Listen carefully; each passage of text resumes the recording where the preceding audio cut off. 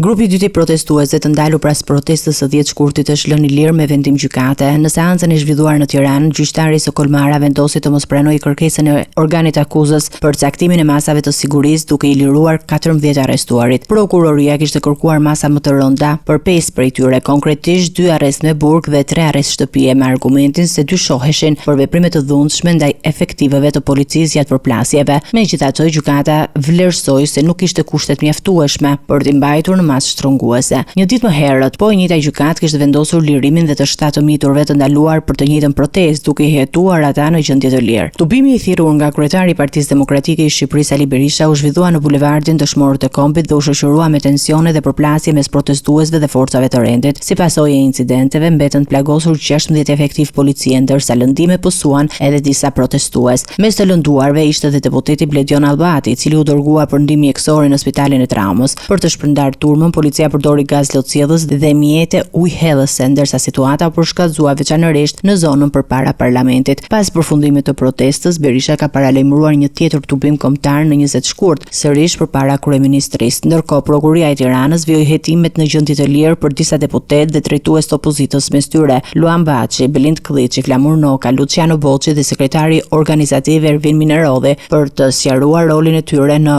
organizimin dhe zhvillimin e protestës.